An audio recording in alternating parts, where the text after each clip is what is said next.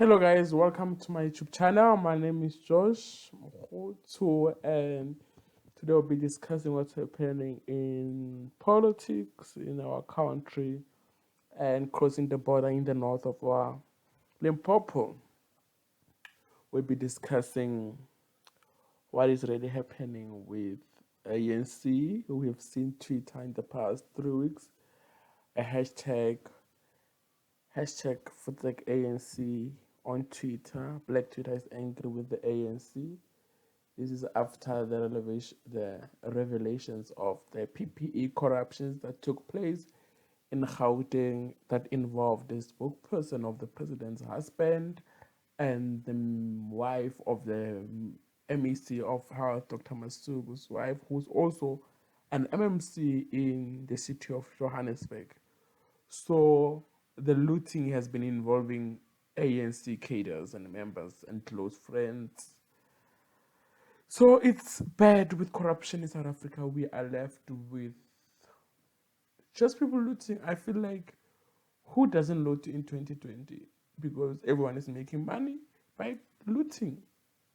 50 billion was looted. 500 billion, was looted by the people we elected into power. And we're gonna shout. I feel like we can't now shout looting. It's either we shout that they stop doing the corruption or we join them to be corrupt as well. Or what? Because it looks like we are not winning. We are losing the battle against corruption. And what can you tell me? Because we have the NPA, we have the justice system which is handled by these corrupt ANC thugs. So we are losing the battle, and it's unfortunate because they took the advantage during a pandemic. They took advantage of that and they enriched themselves. As if that is not enough. Okay, Ace Magashule's two sons were involved in tenders and Nomvula Mgunye's daughter. And what's fun is how Ace responded to a journalist saying, "Who doesn't do business with the state? Give me a leader, past, present, or future maybe, of the ANC who's not doing business with the state." And I'm here thinking, wow, I need to be a member of ANC because they are in business, those people. They are not there to save us from the corporate. They are not there to save us from the greediness and the corrupt corporate. They are not about to do that, and they haven't done so. They haven't covered themselves with that glory of fighting for the poor. And then, I mean, if you want to do business with this, just be an ANC member. Like, I feel like as much as we want to be involved in business, entrepreneur, the other stage of entrepreneurship, Mr. Cyril, that we've been shouting about that we need to be entrepreneurs, is that we must first have an ANC what? Membership card. Be members of the ANC and then apply for tenders and then get tenders. And again, not just being a member of ANC, have close friends in the high profiles of the ANC. At least have a friend as an NEC member, someone who's a mayor who can give you tenders. To only think that Kusela Diko, the person who sanitizes the mic for the president, the person who gives out a face mask, a mask to the president to wear, her own husband sold a mask for 58 rand each, which is being sold at 10 rand or 9 rand in retail stores. So she didn't know, or her husband didn't know, that we're doing this to save life. But if it was me, guys, if I got this contract, I was gonna sell a mask for 20 rand. I'm being honest. But as if that is not enough, we're dealing with a case in Kwa-zulu Natal of ANC again, guys, being in trouble. The Twitter is angry because Zandile Gumede, the former mayor of eThekwini municipality, was sworn today on the 19th of August 2020 as the member of provincial legislature in her province of Kwa-zulu Natal. Guys, you think I'm making up these things, but I'm not. It's how the ANC is running this country. And I'm telling you, this lady, the former mayor, the former first resident of Durban, eThekwini, was removed or was let go of her position as the mayor because she was involved or she was being investigated for corruption. ANC had to remove her because she was tarnishing the name of the ANC. But today she's a member of provincial legislature in KwaZulu Natal. And of course, the ANC in that province released a statement saying that they welcome her appointment since this is a Women's Month.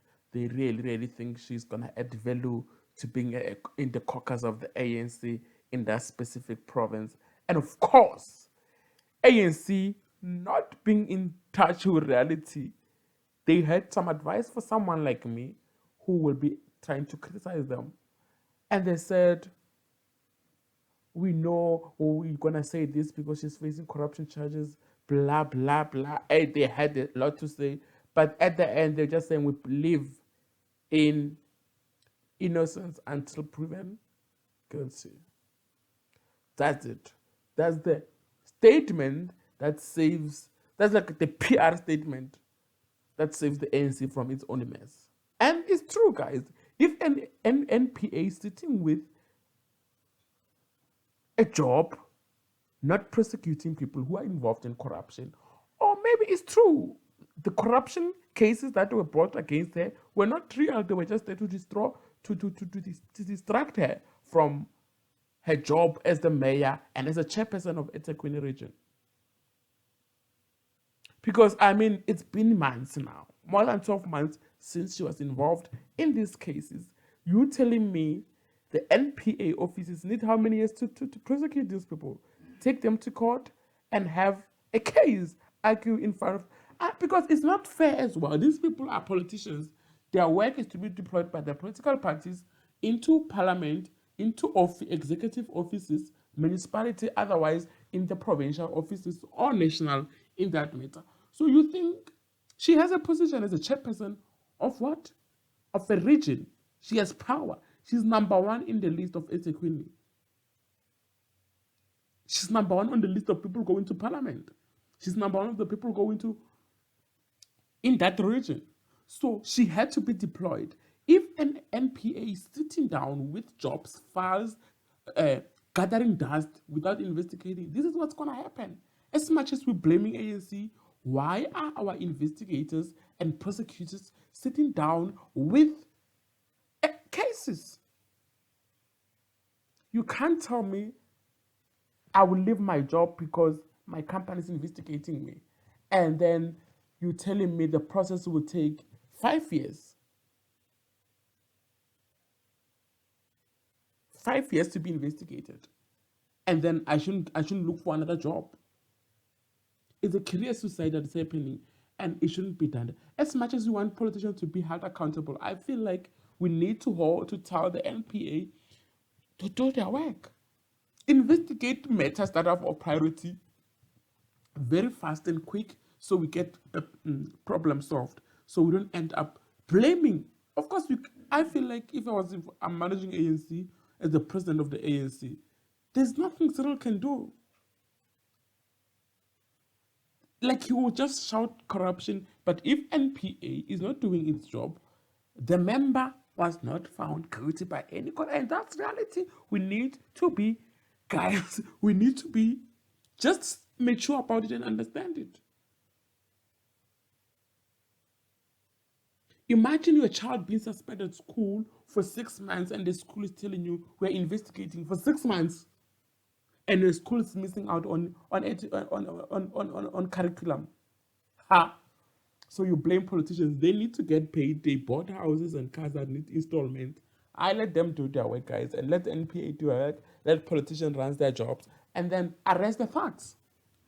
I'm challenging NPA and people on Twitter who saying she is corrupt. Let NPA arrest her and put her in jail and then let her go to court. Hey, I'm tired. I'm tired. I'm tired. I'm tired. I'm tired. I'm not an ANC supporter, but I feel like sometimes we get angry, and the moment we get angry like that, become reactionaries. That's why our electoral result don't change much, because we get angry for a moment and then we forget. But if you look at how these politics are run, you understand them, and then you end up being a sober person going to the polls.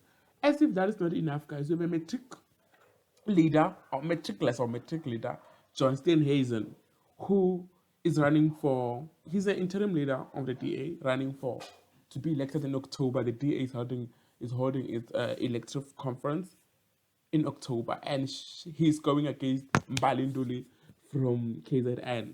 As if KZN, guys, is a better place for politicians. Of course, she challenged John that they need a debate on live TV, because she believes it's about fairness, transparency, and just democratic process, that you should give their members a platform to really choose and then understand who they really want to vote for. But I felt like, as much as she's right about that, but why can't they just do it in the DA? Why can't DA host its own debate on YouTube and then post them on YouTube, like I'm doing now with my podcast on YouTube? She doesn't really need to be on the spotlight of the TV. So people who really want to follow up on her, they will go, and she can even use the link on her digital advertise or digital ads, so that people can go and watch and why she thinks DA people should vote for her. And I feel like she wants for me, I feel like she wants a public debate or TV live debate, because she's gonna use most of the race card and the land issues, because she knows Steiynhuisen is very compromised when it comes to those issues. And South Africa at the moment is tired of racism and the land, and the lack of land in South Africa. And we know the DA's policies is about protecting those who are benefiting from the current status quo. And I feel like she's that person who wants to sound radical. I don't think she's with the Ngwenya. She's she's just the radical. I think she wants to sound radical. She wants to be a radical voice in the DA. But I just say good luck to her, because it has never been easy. We don't know what happened to Mashaba when Mr. Maimane talked about equality and of people. It was the end of Musi. So, guys,